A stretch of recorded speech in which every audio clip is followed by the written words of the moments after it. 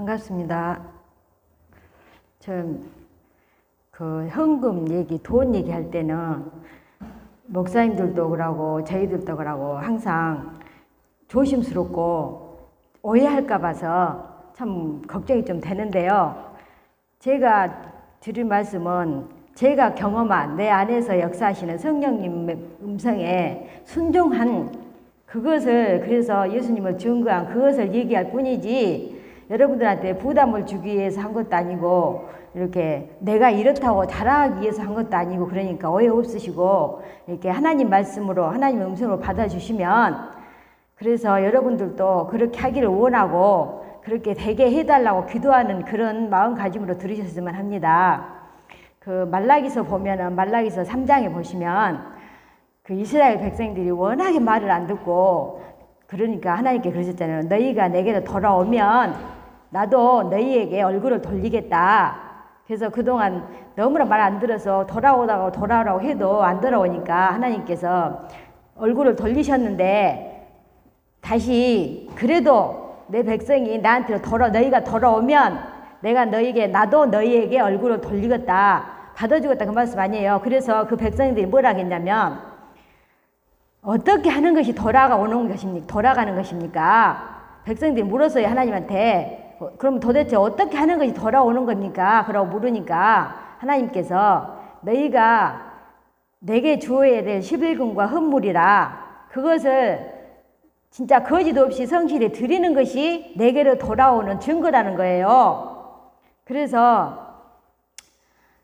저도 옛날에 그랬듯이 하나님을 경험하지 않고 내가 성령 음성에 반응 없을 때는 저도 어쩌냐면은 교회를 다닐 때는 그냥 문통 왔다 갔다 하고 그냥 장사하다가 시간 되면은 9시 반에 간 곳이 아니라 11시 다 돼가지고 산나게 문 잠그고 교회 가서 그냥 현금 하기 전에 끝난 다음에 들어가기도 하고, 전에 들어가도 돈 한 푼도 안 냈어요.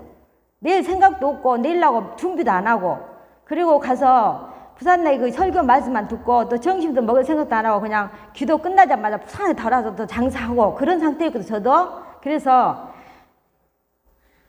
그렇게 했는데, 그러면서 교회에서 이제 1년에 한 번씩은 항상 현금 강조를 해요, 설교를 목사님들께서. 그러면은 뭐냐면, 내지도 않은 주제에 내가 이제 내 속으로 그런 거예요. 아이고, 역시나, 밖에 사람들이 그러잖아요. 교회 가면 돈 내려간다고. 그러니까 그거를 나는 되뇌인 거야, 내 속으로. 아이고, 역시나 또 돈 얘기하네. 그랬던 저예요. 그런 식으로 속으로 그러면서, 역시, 교회는 돈 얘기한다고 그러면서 이제 안 읽고 그걸 받아들이면서, 그리고 나 한마디도 안 하고 내 속으로만 생각하면서 다녔어. 이제 다녔는데 어느 날 교회 갔다가 가는데 뭔 생각이 문득 드냐면, 우리가 가정 살림을 해 나가려면 돈이 필요하듯이 교회도 이 전기세, 수도세, 그때 그 교회가 화장실 푸세식이었거든요. 그런데 그것이 너무 강력하게 내 머리에 다 경기로 똥세로 딱 와 닿는 거예요. 그러면서 똥세도 내고 하려면 하나님께서 이거는 똥세 해라 딱 묶어서 하늘에 떨어지는 것도 아니고, 이것은 전기세하고 이것은 수도세 해라 하고 딱 하나님께 하늘에 떨어지는 것도 아닌데, 역시 그걸 하려면 우리가 돈을 내야 되고, 우리가 돈을 내서 그거를 교회를 유지해야 되고 생활을 해야 되는구나. 그런지요. 그게 딱 오는 거예요. 딱 와서 그러면서 내가 그동안 내지 않고 그 전기를 사용하고 물을 사용하고 거기 화장실에 가서 화장실을 사용했다는 거는 내가 내야 부담해야 될 것을 나 대신 다른 사람이 두 번 했다는 생각이 딱 드는 거예요. 그래서 이거는 교회 가니까 또 돈 얘기 안 해. 그 얘기가 아니고, 하나님께서 지적해 주면서 너희가 한 것이라, 너희 관리는 너희가 해서 하라는 것이라, 그 생각이 딱 들은 거예요. 그 뒤로부터도 그래도 이제 그 현금 생활 직접 한 건 아니에요. 그러면서 세월이 한참 울렸죠. 그래가지고 이제 미스바에를 내가 다니면서 거기서 이제 말씀을 착착 받아들인 거예요. 그래서 이제 11금을 내야 된다는 걸 딱 아니까 다른 현금 생활은 하나도 안 하고 11금 생활만 한 거예요. 이제 11금을 내는데, 원래 장사를 하면은 월급 받는 사람은 11금 계산이 참 좋은데, 장사하는 사람들 11금 계산이 어떻게 해야 되냐면은 원가 계산을 해야 돼요, 장사하는 사람들은. 그러면 예를 들어서 더군다나 우리는 기술직이잖아요. 기술직이면은 그 기술을 발휘하는 데 있어서 이 머리만 쓴 게 아니라 연장이 많이 필요해요, 도구가. 그러면 도구를 산 돈도 그 원가 속에 들어가야 돼요, 원래는. 그리고 물건 하나를 팔아도 옛날에 선풍기를 하나 팔았다 그러면 그거를 내가 만든 것이 아니고 사왔기 때문에 선풍기를 1,000원에 사오면 그것을 하기 위해서 전화세도 들 것이고 그걸 가지고 오려면 교통비, 운반비도 들 것이고 여러 가지 드는 것이 다 이렇게 해가지고 그놈을 합쳐서 나눠가지고 거의 원가계산 들어가거든요. 그럼 예를 들어서 선풍기가 1,000원에 사는데 원가 계산한다면 1,100원이 한다면 1,200원을 받은 거예요, 선풍기를. 그러면 1,100원을 공제를 하고 100원에 대한 11금 10원을 내야 되는 거예요. 그런데 저는 지금까지도 그러지만 원가 계산을 하나도 안 해요. 하나도 앉지 않고 그냥 내가 물건 준 것값만, 그 다음에 연장값이 꽤 많이 들거든요. 그것도 하나도 계산 안 해요. 그냥 물건 그 부속값 공제, 그거는 이제 직접 물건을 주니까 그 공제하고 수리비에서 빼서 그 나머지, 그러니까 11금이 꽤 많죠. 그런 식으로 계산했는데 문제는 뭐냐면 내가 11금 계산할 때 나한테 1억이라는 빚이 있었어요. 왜 있었냐, 1억이 빚이. 그때 당시 메신저에 1억이니까 굉장히 큰 돈이잖아요. 1억이라는 돈이 왜 있었냐면은 내가 결혼할 때 딱 오니까 남편한테 남편도 모르는 빚이 70만 원 있더라고요. 근데 자기는 그런 몰라 이자만 주라니까 준 거예요. 그래서 오니까 그것을 이자를 주어가면서 그때 시작할 때 70만 원도 굉장히 컸어요. 그래가지고 돈 한 푼 없이 그렇게 시작해갖고 빚부터 70만 원부터 시작을 한 거예요. 그래서 70만 원을 일수로 다 들어가고 갚고 나니까는 어떤 상황이 벌어지냐면 느닷없이 그동안 이자도 내지 않은 20만 원이 떡 뜨는 거예요. 그러면서 그 사람이 20만 원 있다고 주라는 거예요.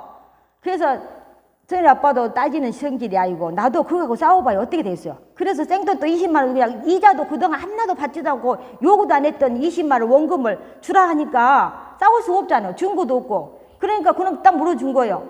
그런 식으로 해서 했는데는 어느 정도 그 빚을 갚고 어느 정도 뭐 하니까는 이 집주인이 이제 집을 판다고 나가라는 거예요. 집을 판다고 나가라는데 그때 거기 물린 돈이 240만 원 물려 있었는데 그거를 팔아서 빼가지고 가서 어디를 가서 살겠어요. 이제 거기다 이미 턴을 잡았는데 그래가지고는 그 집주인이 하는 말이 그럼 안 나가려면 거기서 대지가 50평이고 건평이 30평인데 거기 세 사람이 장사를 해서 올려서 그랬는데 여기 그 집주인이 하는 말이 뭐냐면 안 나가려면 선이 어울려서 사야 돼. 너희가 사서 내가 애상으로 집을 줄 테니까 너희가 이 집을 사라 그런 거예요. 그래가지고 3,500에 그 집주인이 집을 내놓은 거예요. 이제 그래서 갈 수가 없으니까 옆에는 문구사하고 가운데 우리가 하고 옆에 또 호떡집이 있었어. 그런데 그 호떡집 할머니하고 나하고는 부엌을 한 부엌 쓰고 문구사는 따로 이제 쓰고 했는데 이 호떡집 할머니가 자기는 집 살 이유가 없대요. 시골에 집이 있으니까. 그래서 할 수 없이 여기 문구사가 1,900, 우리가 1,900을 대고 문구사가 좀 세 칸에 비하면 좀 커. 그러니까 우리가 두 칸이니까 1,900, 문구사가 1,500을 돼가지고 3,400을 갖구나. 그렇게 해가지고 3,400을 주고 샀는데 이자를 준 거예요, 집주인한테. 이자를 준대. 이제 불안하잖아요. 아무 증거도 없고 그냥 이자만 주고 하니까 산다는 말만 해놓은 거지. 그러니까 이전도 안 해주고. 그러니까 이제 일수 아줌마한테 계속 당기하고 해서 막 이제 갚아서 이제 올려갖고 어느 정도 이제 그럼 갚고 좀 자리 팔라 하니까는 그래서 이제 또 하니까는 이게 살림 집이 없으니까 2층을 올려서 살려보니까는 이것이 우리가 3분의 2나 되고 여기가 3분의 1이 2가 좀 못 되고 문구사가 3분의 1이 조금 더 되는데 그 물어보니까는 그 공동 명의는 그 지분 분배가 안 되고 이분 둘로 나눠진대요. 딱 양분배밖에 안 된대요. 지금 어쩐가 모르는데 그래 그래서 항상 불안한 거 이제. 그랬는데는 거기가 뭐냐면 팔고 이제 다시 저 인천으로 이사를 간대요. 그러니까 우리가 이를 인수할 돈이 없는 거예요. 그런 상태에서 자기 동생이 인수를 하고 갔어요. 그리고 어느 정도 살다가 이제 인천에서 장사가 잘 됐나 봐요. 그래서 자기 동생도 끌어간다고 이제 이 사람이 또 자기 동생도 팔고 간대요. 그런데 거기다 제3자를 또 붙일 수가 없으니까 우리가 그래서 물건대하고 이 집세하고 합쳐서 1억을 해서 빚을 얻어하고 그래서 인수를 한 거예요. 그래서 그 11금 생활을 할 때 1억이란 빚이 있었어.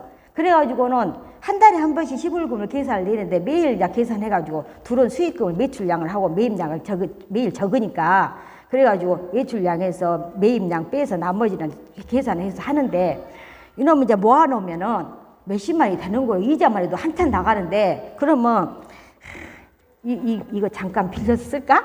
아쉬우면은 살긴 하면서 사니까 이거 잠깐 빌려서 쓸까? 그러면 또 마음이 안 되지. 그러고 유혹 얼마나 오겠어요. 그냥 붙어놨는데 그래도 한 번도 그걸 어기지 않고 11금 계산한 거예요. 그런 식으로 세월이 흘러서 이제 했어. 그리고는 몇 년이 흘러서 이거 갚았는데 미스바를 갔는데 어느 날 어떤 강사님이 이제 설교를 하는데 옛날에는 말씀이 참 좋았어요. 그래갖고는 갔는데 그분이 그런 거예요. 11금을 계산을 밀린 11금을 계산해야 된다고. 밀린 11금을 다 계산해야 된다고 하는데 듣고 보니 그 말이 맞는 거예요. 그래서 어느 누구한테 나는 그 입 밖에 내질 않아요. 그냥 말씀 듣는 중에 하나님하고 내가 그렇습니다. 맞습니다. 네. 그러고 하거든요. 그러면 그 말씀이 하나님하고 이제 약속이 된 거예요. 나하고 하나님 관계에서만. 너는 여기 신랑한테도 얘기 안 해. 그런 상황에서 이제 하나님이 내겠다고 이제 약속을 한 거예요. 거기서 미스바에서. 약속을 했는데 즉시 안 되잖아요. 이제 그것이 약속을 했는데 항상 마음에 걸려. 내야 되는데 하는 데는 이제 한 15, 16년 전에 이제 어느 정도 빚이 청산이 되고 또 다시 어떤 일이 있어갖고 내가 적금을 하나 들었어. 그 돈을 모아가지고 이제 무슨 하려고 했는데 도저히 이거 안 되겠더라고요. 그래서 적금 타는 날 얼마를 탔냐면 2천만 원을 탔어요. 2천만 원을 타고 그놈을 그냥 여기 교회에다 내면은 이것이 이제 소문나잖아요. 교회에다 내면 소문나게 이제 목사님한테 화폐 전화번호 물어보게 갖고는 11금 화폐 전화번호 그 계좌번호를 물어본 게 가르쳐 주더라고요. 그래서 이제 화폐다 직접 그냥 송금한 거예요. 그리고 하나님한테 계산 약속하기를 매년 이제 내가 그동안 얼마나 벌었을까, 내가 어렸을 때부터 샀으면 얼마나 썼을까 그 생각하니까 지금이 역단위가 얼마 안 되지. 옛날에는 진짜로 단위가 적었잖아요. 그래서 이제 매년 500만 원씩 냈어요. 이제 11금을 이제 일반 계산 11금은 내고 그 해외 그때 내고 이제 밀린 11금짜리 500만 낸 거예요. 그것을 이제 몇 년 냈냐면 그것도 이제 화폐로 직접 보냈어. 그래가지고 그것도 몇 년 냈냐면 모두 4,500만 원 냈으니까 5번 5, 25 2천만 원 4,500만 원 내고 나서는 이제 또 하나님한테 어떤 약속이 내가 아무리 돈을 많이 쓰고 많이 벌었다 해도 그 시절에는 단위도 크고 돈이 그렇게 안 많았는데 4억 5천에 대한 내가 11금 냈으면 계산됐겠지. 이제 내 계산으로 계산됐겠지. 그러고 이제 거기서 수도를 하고 하나님하고 약속을 한 거예요. 어떤 약속이냐면 이제 이렇게 누가 밥 사주는 것도 있고 누가 선물로 양말 한 짝 준 것도 있고 또 누가 푸성기 하나 갖다 주는 것도 있잖아요. 있는데 그걸 계산할 수가 없는 거예요. 그러니까는 이것을 내야 되는데 어떻게 계산할 방법이 없는 거예요. 없으니까 그냥 지가 많이 내봐야 500만 원 안 되겠지. 얼마나 1년에 500원을 받겠어요. 아무리 따져도 안 받지. 나는 어디 나가지도 않는데. 그래가지고 매달 지금까지 50만 원씩 이제 밀린 시금이 아니라 내가 누구한테 받은 거, 내 노력으로 내가 받은 것은 다 여기다 내지만 매달 내지만 그 1년 동안 내가 받은 거 고깃골랭이 하나도 받은 거 그런 것을 계산할 수가 없으니까 그런 쪽으로 그냥 매년 1년에 한 번씩 50만 원 추가로 내는 거예요. 11금을 그렇게 계산하거든요. 그래서 지난번에는 장로님 그러셔요. 자네는 경기도 이렇게 안 좋다고 이렇게 한데 안 불안한가? 그러면서 그래. 그래서 나는 하나도 안 불안한데요. 그렇게 왜 안 불안한가? 아니 내가 하나님께 다 맡긴 대로 하나님께 인정하고 11금을 내주면 하나님께 다 책임져 주신다 했는데 하나님께 내가 다 11금 다 계산하고 다 했는데 뒤에 하나님이 든든히 받쳐주고 있는데 한데 무엇이 내가 누구처럼 11금을 냈더니 이렇게 부자가 되고 11금을 냈더니 이렇게 경제가 풀려 그런 얘기는 난 하고 싶지도 않고 할 것도 없어요. 그런데 뭐냐면 든든해요. 사람이 어떤 상황이 와도 불안이 없어. 불안이 없고 든든하고 그리고 어떤 이렇게 항상 그전에는 이거 어떻게 해야 안 돼. 그리고 불안감이 없고 이렇게 구멍이 안 나요. 어떤 이게 뭔 상황이 벌어져도 그냥 이렇게 마음 못 막아야 되지 그것 때문에 구멍이 나서 훗날까 이렇게 되는 것이 없어요. 헌금이 11g이 그래요. 그리고 얘기는 많은데 뭐냐면 제가 어떻게 살았냐면 이제 나머지는 저의 훈련이잖아요. 극기 훈련을 해야 돼요. 우리는. 왜냐면 이 세상 똑같이 따라가면은 우리는 하나님의 백성으로 구분될 수가 없어요. 그래서 저는 그 집에서 교회를 가면은 걸어서 가면 1시간이거든요. 집에서 교회를 가면 걸어서 1시간인데 저희 아빠가 어떤 일이 있어서 교회를 못 가게 되면 저 혼자 아침에 걸어가게 되면은 이제 택시를 타도 되고 버스도 타도 되는데 운동 한 번 더 걸어가게 되면 버스비 1,500원. 예를 들어 버스비, 왕복 1,500원, 왕복 버스비 그것도 다 모아요. 그 다음에 역전을 가면 택시를 타고 가면 금방이요. 그런데 택시를 안 타요. 역전도 가깝거든. 한 15분, 20분 걸리거든요. 거기로 그런데 가면은 다 계산해서 아, 난 여기 택시 타고 갔다 했는데 걸어가게 되면 택시비도 딱 모아 따로 다 모아요. 그런 걸 다 모아놨다가 나를 위해서 쓰지 않는 거죠. 그리고 저는 미장원을 가본 적이 없어요. 저는 미장원을 가본 적이 없고 지금도 머리를 혼자 자르는데 그냥 우리 딸 맨날 그래. 하나님의 이름으로 살려면 꼭 그렇게 살아야 되냐고. 그렇게 산다고. 그리고 항상 남편한테 미안하고 애기들한테도 미안한 것이 우리 애기들은 메이크옷이라 입어본 거 없고 양말도 내 옛날에 못 벗고 얘기했지만 양말도 저는 1,000원 사본 적이 없어요. 항상 무더기로 200원짜리 양말 사다가 애기들 기숙사에도 막 무더기로 갖다 주고 그런 식으로 애기들도 생전 메이크업 원하지도 않고 메이크업 뭐든지 모르고 잘하고 그렇게 키우고 그런데 제가 처음부터 그런 건 아니에요. 저도 그래서 내가 이걸 느껴. 내가 그 스트레스 받고 힘들 때 아침마다 그걸 들어봤거든요. 보면은 거기서 보면은 그렇게 힘들고 한번 혼자 그렇게 있지 말고 나가서 돈도 한번 써보고 미장원으로도 한번 가보고 마사지도 해보고 가서 그냥 쇼핑도 해서 옷도 한 번씩 다 옷도 입어보고 막 그러는 거예요.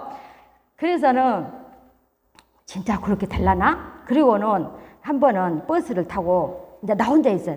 신랑 없고 그래요. 이제 버스 문 딱 잠가놓고 15분 버스를 딱 타고 갔어요. 이제 한번 여행 가보라니까 그 정점에 올라고 갔는데 저기 영암 가는 길목에 볼판을 가는 거예요. 이제 15분이. 그런데 사람은 한 사람부터 나 혼자 탔어. 버스 기사가 뭐라 하냐면 아줌마 우리 여기서 내려서 놀다 갈게라. 그러면 가슴이 조금만 서금 막 엄청 무서운 거예요. 그래서 그 볼판에서 내려가지고 기다렸다가 다시 들어오는 버스 타고 왔다니까요. 그럼 어디를 다니겠어요. 그리고 또 뭐냐면 또 돈을 가서 써보면 후련하다 하니까 돈을 또 이건 생활비잖아요. 다 모아놓은 생활비 300만 원, 10,000원짜리 100개씩 묶어 있는 300만 원 다발을 들고 아주 용감하게 아주 들고 이제 시내를 갔어. 그래갖고 그놈을 썼어 이제. 옷 사고 못 사고 혼자 댕기면서 옷 사고 못 사고 썼어 이제. 그랬는데 그 다음에 빵꾸 그놈 맡기려니까 나만 힘든 거예요. 그래서 거기서 느낀 게 뭐냐면 아 하나님의 뜻이 아니고 하나님의 권유가 아니고 인간의 이 말은 후회밖에 들어봤자 후회밖에 안 낳는다. 거기서 진리를 깨달은 거예요. 그런 다음에는 지금 이제 그런 짓 안 하죠 이제. 그런데 지금 엄청 짜게 사게 돼. 왜 짜게 사냐? 제가 일반 남편은 그래요. 이번에도 지난번에도 뭐라냐면 이제 남편 이름으로 보낸 것도 있지만 제 이름도 보낸 것도 있어. 남편 이름 보낸 뭐냐면 이 성가시고 이제 관계가 줄어드니까 수입이 줄어드니까 그거를 이제 그만 보내도 되지 않냐고 그래요. 그래서 내가 그랬어. 지금 더 조이고 짤 것도 없지만 그래도 우리가 더 조이고 짜서 우리의 생각 쓰는 것을 줄여야지.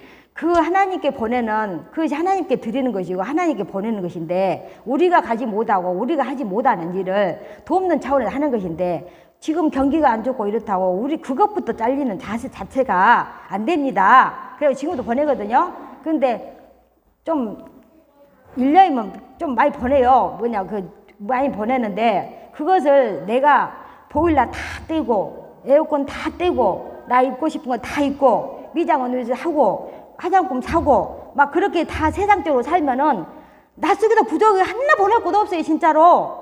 그래서 내가 그렇게 짜게 사는데 그것이 지난번에 얘기했지만 내가 그것을 누구를 주기 위해서 이놈을 보태기 위해서 주머니에 담기 위해서 산다면 얼마나 불쌍한 인생입니까. 그런데 내가 다른 사람을 주기 위해서 지난번에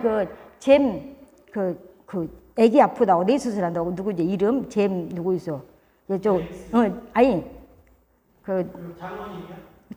장로님 지난번에 저거 어디 그분 애기 수술한다니까 그분 갈 때도 내가 20만 원 몰래 꼽아서 드렸어요. 그런 식으로 하다 보면은 꽤 돈이 나가요. 그리고 옛날에 여기서도 알랑은 몰라 지금은 다시 미국으로 이북으로 들어갔다던데 그 아줌마 집사님 막 이북에서 나온 그런 상황을 알리면서 이렇게 지금 이름이 생각이 안 나네. 알지 그 집사님 이름. 그런데 한창 간증하러 다녔어서요. 지금 집에서 생각나는데 안 나네. 그분 갈 때도 모르게 내가 나한테 돈 생활비 56만 원 있었어. 그럼 모르게 딱 그냥 모르게 접어준 거예요. 그런 식으로 내가 이렇게 아끼지. 그 대신 나는 한 푼도 안 써요. 남편은 기름값 들고 뭐 다시 자기 용돈을 해서 한 달에 뭐 50만 원 가까이 쓰지만 자기를 많이 들어가니까 쓰지만 저는 아무것도 쓴 거 없어요. 먹을 것이 없잖아요. 먹는 거지. 조금 누가 뭐 고구마 주면 한 끈이 고구마 때우죠. 또 상치에다 밥 싸면 한 끼 넘어가죠. 또 딸내리 가서 뭐 거기서 한 끼 때우면 때우죠. 더 이상 먹을 것이 없잖아요. 들 것이 없어요. 하나도. 그래서 남들은 내가 그래서 형제간들도 많이 도와주고 이렇게 많이 주잖아요. 그래서 이번에도 누구를 줬는데 그 조금 줬더니 며칠 있으니까 또 그 자녀한테서 전화가 왔어요. 성가시다고 또 주라고. 그래서 내가 그냥 단번에 없다고 그러고 말했는데 내가 힘든 것은 뭐냐면 진짜로 내가 그래서 하나님께 많이 찾아봐요. 하나님 과부를 도와주라고 또 불쌍한 나보다 못하는 도와주라 하는데 하나님께서는 어떤 사람을 도와줬나가 내가 찾아봤거든요. 그래서 과부는 어떤 사람이 과부냐면은 나이가 60살 이상이 되고 자녀들을 주님 안에서 잘 키우고 그렇게 그 주님의 사람으로서 있는 사람을 그러면서 힘들고 어려운 사람들 과부를 도와주는 것이지 젊은 과부를 도와주지 말라는 말씀이 있더라고 성경에. 왜냐? 그 사람이 젊은 사람을 도와주게 되면은 그 사람이 그걸 이용해서 이렇게 다른 데 이렇게 한눈 팔고 그렇게 할까 봐서 그런 식으로 돼 있어요. 많이 찾아봐요. 이게 오해를 많이 사니까. 그래서 그리고 또 뭐냐면 불쌍한 사람 예수님이 도와준 분이 누구냐면은 못 입은 사람 입을 것이 없는 사람 옷 입히고 옷 입히고 또 먹을 것이 없는 사람 자기 주먹밥도 굶고 그 사람한테 준 그 집사님이 굶은 사람 또 하나는 아파서 병원에 먹고 있는 환자들 이 세 사람. 그런데 우리가 지금 잘못 도와주면 어떤 상황이 생기냐면요. 육신 건강하고 자기 벌어서 먹을 수 있고 충분히 할 수 있는데 도와주니까 어떤 상황이 벌어지냐면 그것이 습관이 돼가지고 그냥 자기가 열심히 노동하고 이래서 벌 생각 안 하고 쉽게 얻어서 이렇게 하려는 그런 습성이 있더라고요. 그래가지고 지금은 많이 진짜 하나님 말씀 많이 연구를 해요. 어떤 사람 도와주냐. 그러면서 그 사람 오히려 도와준 것이 죄가 되는 것이 어떻게 죄냐면 육신 건강하고 벌 수 있는데 얻어먹는 사람을 도와주다 보면 그 사람을 그 습관이 돼서 그 사람이 안이하게 그렇게 오히려 죄를 키우는 돕는 그런 상황이 된다는 거예요. 그래서 우리가 돕는 차원에서 엄청 해야 되겠더라고요. 그래서 내가 성제가들을 좀 도와줬는데 한 번은 그분이 뭐라 하냐면 우리가 뭐 됐냐면 아파트를 애기들 하도 내가 가난하게 그냥 해놔서 애기들 대학교 다닐 때 아파트를 32평 아파트를 그 누가 경매받아고 싸다고 4,800만 원인가 내놔고 사라고요. 그래서 그런 거 사서 들어갔어.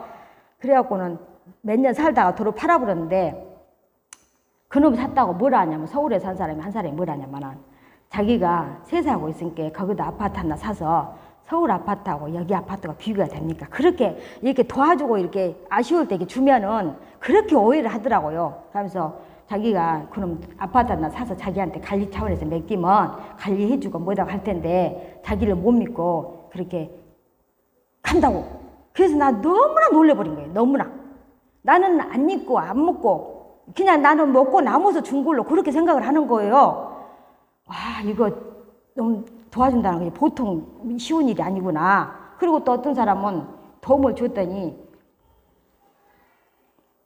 어떤 사람은 좀 진짜 도와줄 상황인데 그 사람은 또 못 도와줬어. 성제가인데 못 도와주고 이 사람은 또 나처럼 누구한테 손 안 벌리고 자기 스스로 열심히 사는 사람이야.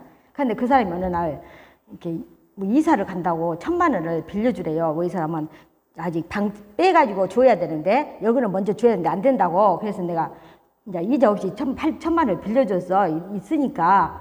그랬더니는 내가 요 사람 한 사람은 또 그 외 사람은 수시로 이렇게 도와줬거든요. 그래갖고 이 사람도 지금 2,000만 원 지금 받아 그때 당시에 2,000만 원 그냥 갖다 쓴 사람이에요. 그 안 준 상태예요. 그래갖고 내가 이 사람을 줬는데 뭐라 하냐면은 자기가 이 사람을 관리할 필요가 없는 거예요. 그런데 여기서 이 사람한테 전화해갖고 뭐라 하냐면 너 어째 약속 안 지키냐. 자기는 내 돈 2,000만 원이나 무려 갖다 쓰면서 내가 오래간만에 처음으로 이 얘기를 처음 도와준 거예요. 진짜로 1,000만 원을 내가 공짜 준 것도 아니고. 그런데는 줬는데 어떻게 너 약속 안 지키고 빨리 약속 지키라고. 지가 관여할 일이 아니잖아요. 그래서 내가 사람은 진짜로 자기가 여지껏 나한테 야금야금 빼먹고 이렇게 해놓고죠. 지금도 자기는 2천만 원이나 공짜로 갖다 쓰면서 여 사람한테 한 거 보고 사람은 진짜로 겉보고 모르고 앞에서 알랑거린 거 보고 얘기할 수도 없고 사람은 진짜 무섭다 그걸 느꼈거든요. 근데 또 이 사람이 무엇을 나한테 실망을 줬냐면 저기는 나한테 2천만 원 빌려다 쓰면서 또 자기 동서가 직장이 있어요. 보건소 이게 시골 보건소 지소장이에요. 소장이에요. 그러니까 경제도 한 몫이 없어요. 그런데 자기가 장남이요. 그러니까 자기는 자기 끝발 내세우려고 이 사람한테 1,000만 원을 이 동서한테 성가시다하게 자기는 그냥 공짜로 자기 동서한테 준 거예요. 자기 낯세우기 위해서. 나는 이자 안 주고 갖다 쓰면서 나는 옛날에 자기 돈 시집 가기 전에 돈 쓸 때 나는 3부 이자 쳐서 딱딱 물어줬는데 그래서 나는 주란 소리가 아니에요. 나는 남의 돈 쓸 때 1원한테 3부 이자 써서 딱딱 물어줬거든요. 단 빌려줬을 때 1원 한 장 안 받고 그냥 줘요. 왜 그러냐 하나님께 이자 놀이 하지 말아야겠으니까. 그런데 이제 여 사람도 다 이제 갚고 이제 없어 그런 거지. 그래서 이제는 이제 더 이상 거래를 안 했겠다. 더 이상 거래를 안 하고 이제는 진짜로 하나님만 보고 하나님과 관계 속에서 절대 내 수중에 돈을 놔둬서는 안 되겠다. 그리고 이제 이제 옆 사람 아는 사람한테 줘서는 안 되겠다. 진짜로 필요한 사람. 내가 아껴서 내가 있어서 준 게 아니라 내가 안 쓴 돈. 진짜로 한 달에만 1원도 안 쓰는 그 돈으로 생활비는 좀 나오니까 그놈 싸우면 몇 달 모으면 그것도 꽤 되거든요. 그러면 그런 놈 갖고 쓰겠다. 그래서 우리가 하나님 말씀을 들을 때 어떤 생각을 하냐면 제가 고등학교 다닐 때 23살 졸업했다 했잖아요. 우리 가족들은 아무도 안 겪은 나만 그런 모든 시련을 겪은 거예요. 우리 아버지가 엄청 엄해갖고 한 달에 8,000원씩을 주셨는데 먹고 나서 학교 다니고 우리 아빠 그때 어디 계시냐면 강주 무등산 밑에 거기서 개원하고 계셨어. 그래가지고 일주일에 한 번씩 한 달에 한 번씩 8,000원을 주는데 그놈 주시면서도 여비도 안 주셔요. 그러면 그놈 갔다 와서 그놈 갖고 여비하고 생활비하고 그놈 모아놨다가 납부금 내고 그렇게 살았거든요. 그러면 또 어떻게 하냐면 우리 다음 사람은 가계부도 안 썼어요. 다 가계부 적어갖고 란 거예요. 그러면 그놈을 옛날에 나 학교 다닐 때 라면 땅이 10원이었어. 라면 땅이라는 과자가 있었는데 집사람이 알려 몰라. 그 10원이었는데 그놈을 거짓말도 못하게 다 적어요. 그래가지고 아버지 앞에 강주 가서 돈 타러 가면은 앞에 무릎 꿇고 앉아서 그놈 또 읽고 앉았어. 그 나이에 엄청 부끄럽기도 하고 창피도 하고 라면 땅 10원 그래 그 소리를 하는 것이 얼마나 부끄러워 창피한지 지금 생각하면 하나님이 나를 위해서 다 주의 여건을 나를 위해서 만들어진 과정이라고 생각하니까 너무 감사한 거예요. 그런 과정이 없었다면 내가 지금 있질 않아요.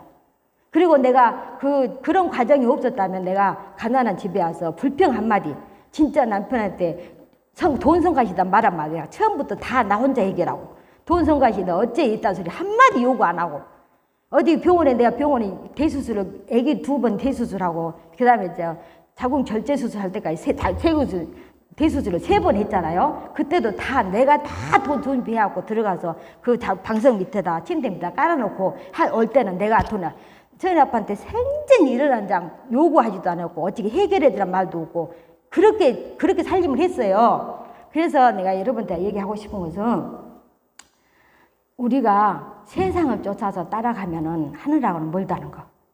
그 다음에 우리가 내가 구원을 받기 위해서 그렇게 사는 게 아니라 내가 구원을 받았기 때문에 그거는 하늘과 땅 차이잖아요. 내가 구원을 받기 위해서 어떤 것을 한다면 엄청 힘들어요. 그런데 내가 구원을 받고 하나님과 관계가 성립됐기 때문에 그 일을 할 수 있는 거예요.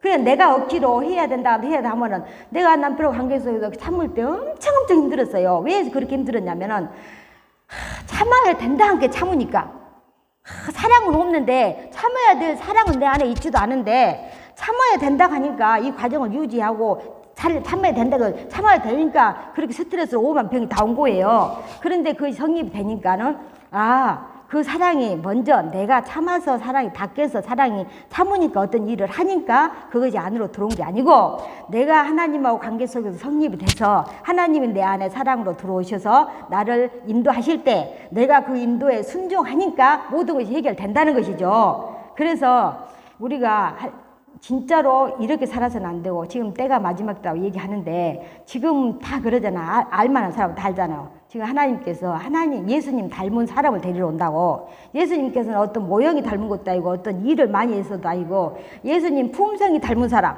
예수님 품성을 닮은 사람을 뽑으러 온다 하잖아요. 그러니까 지금은 우리가 오직 내가 하나님과 관계에서 성립이 되면 그 품성은 자동으로 해결된다는 거죠.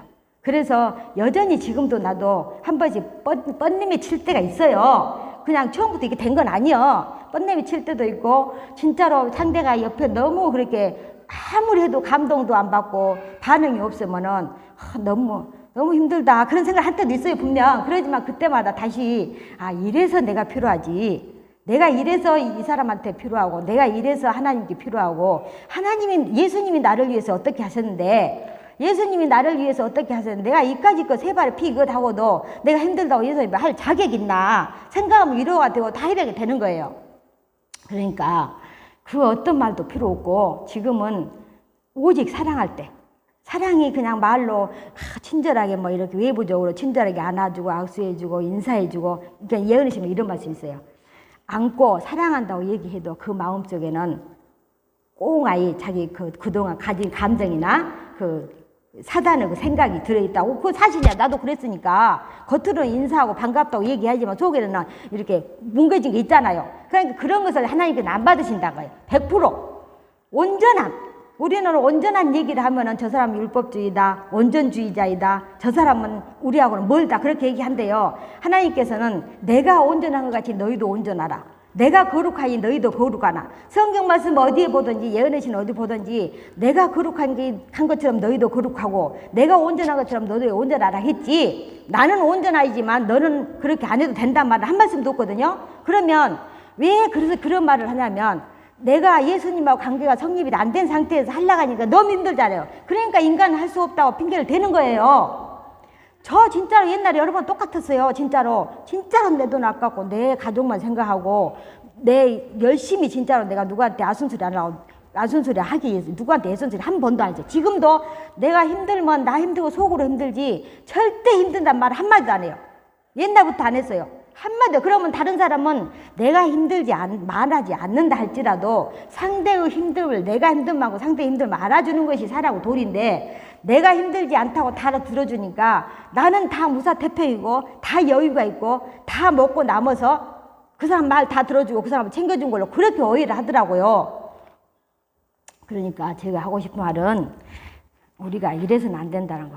아직까지는 아직 시간 있잖아. 은혜식이 끝나기 전에 금방 끝난다고 우리 다 같이 얘기하잖아. 입 모아서 끝나기 전에 진짜 예수님을 구하세요. 예수님을 구해서 제가 예수님 만나지 않았다면 이렇게 이 단에 설 수도 없고 이런 진짜로 말 한마디도 못했다니까요. 참말로 본인 알지만 나 예수님 경험하기 전까지는 성경책도 안 받고 예언의신도 안 받고 그냥 말씀 듣는 것은 그냥 한 귀로 듣고 하는 거. 그래서 항상 이렇게 해라 했다 하면서 그렇지만 행위로 구원받는 것이 아니라 믿음으로 구원받는다. 항상 설교를 하면 그렇게 마무리를 짓거든요. 그러면 저는 그래서 착한 일을 하라는 거예요. 말하는 거예요. 누구를 도우라는 거 돕지 말라는 거예요. 거기서 너무 이해가 안 갔어요. 그런데 그것이 아니고 내가 먼저 예수님을 구해서 예수님과 관계가 성립되면은 자동으로 된다니까요. 그리고 그 전에는 조금 주면은 예수님 만나기 전에 준다면 그것이 아깝고 너무 많이 냈나? 이것만 낼 텐데 그런 생각이 들지만 예수님 만난 후에는 항상 부족을 느껴요. 아무리 말해도 더 낼 텐데. 그러고 그 자국이 나타나질 않아요. 왜냐면 예를 들어서 내가 나한테 100만 원밖에 없는데 50만 원을 냈다. 그러면 믿지 않을 때는 이 50만 원 자국이 엄청 생활하는 데서 나타나는 거예요. 그런데 예수님 만난 후로는 80만 원을 내도 이 생활하면서 냈다는 이 자국이 안 나타나. 공연히 냈다 그런 생각이 안 드는, 안 나타나니까 그 생각이 안 드는 거예요. 그런데 이것을 경험해보지 않으면 몰라요. 저도 간증 들을 때는 그랬어요. 어떻게 하면 저런 마음을 가질 수 있고 저 생각이 도대체 무슨 생각일까? 저 감정이 도대체 어떤 감정일까? 엄청 궁금해하고 엄청 부러워하고 거기까지 가기 위해서 엄청 노력했거든요. 그런데 여러분도 한번 경험해 보세요. 이 한 번의 경험으로 간 건 아니에요. 이 한 번의 경험을 밑바탕으로 해서 그때부터 순종이 가능하고 이게 기쁨의 순종이 되는 거예요. 발전이 되는 거예요. 그런데 내가 이것을 계속 이유지에 나가지 않으면 원상태로 돌아가면 오히려 더 역효과가 난다는 사실. 그래서 내가 이렇게 말씀 볼 때 그래요. 말씀 보는데 어떤 때는 글자만 들어오지 그 말씀의 의미라든가 뜻이 들지도 않고 글자만 읽는 거예요. 있다 보면은 그러면 내가 그래요. 내가 왜 이러지 요새? 그러면서 내가 나하고 하나님 관계에서 얼마나 소원해지고 멀어졌나가 다시 돌이키게 하거든요. 이랬구나. 내가 이랬구나. 그러면서 다잡으면서 다시 시작하고 하거든요. 그러니까 제가 이렇게 얘기하는 것은 그거예요. 여러분도 그냥 매일 때 되면 시간 되면 왔다 갔다 하는 그런 믿음의 생활이 아니라 이거는 진짜 하나님의 역사가 있고 접촉이 되면은 하늘과 땅처럼 틀리니까 중간 이렇게 말씀 나눌 때 목사님들 말씀 나눌 때 잠깐 감동 와서 눈물 흘리고 감당 마음속에서 막 흐느끼면서 이렇게 하는 거 막 뜨거워지고 그런 것은 그거는 감정은 아니에요. 이거는 저 그런 광야에 있어도 절대 떨림도 없었고 막 얼굴 후끈후끈 달아오면 그런 거 없었어요. 절대 이거는 이성적이고 진짜로 이렇게 이렇게 그런 상황은 점쟁이들이 귀신 부를 때 나타난 상황이에요. 그러니까 우리가 예수님을 구하고 또 구해서 나는 할 수 없는 일이지만 예수님을 만나면 할 수 있다는 그런 마음으로 구하고 또 구해서 우리 다 같이 한 마음 한 뜻으로 한 믿음으로 한 성령 안에서 한 역사를 이뤄가면서 내가 엊그저께 말씀 보면서 이런 것이 있어요. 왜 우리가 아브라함이 그랬잖아요. 아브라함이 이삭을 아들을 줄 때 하나님은 이미 알고 계셨잖아요. 아브라함이 이삭을 주라 할 때 고민하다가 준다는 걸 바치겠다는 걸 하나님이 알고 계셨지만 그것을 증거로 나타내는 것은 모든 사람이 보게 하게끔 그 사람의 믿음이 있구나 것을 증거하기 때문에 우리 믿음도 마찬가지라는 거예요. 우리 믿음도 아무리 속으로 믿음이 좋고 인정을 하고 얻다가 한다 할지라도 다른 사람 앞에 그거를 증거하지 않는 믿음 저 사람도 그 사람은 확실히 믿음의 행동을 하고 믿음의 삶을 산다 그런 것을 증거하고 인정하는 믿음으로 행동하지 않으면 불가능하다는 거예요. 왜냐하면 하나님만 인정해갖고 되는 것이 아니라 우주 거민이 다 나를 인정해야 되고 하늘 백성으로 인정을 해야 되고 여러분도 나를 인정해야 되고 하늘 백성으로 맞아 그 사람만은 하늘에 갈 수 있어. 집사님만은 내가 볼 때 그 사람의 삶을 볼 때 그 사람의 모든 생각이나 뜻을 볼 때 그 사람은 하늘에 가도 그 누구도 토를 달 수 없어. 그런 상황이 돼야 된다는 거예요. 쉽게 말해서 여기 제가 읽다가 이거 맞춰드릴게요.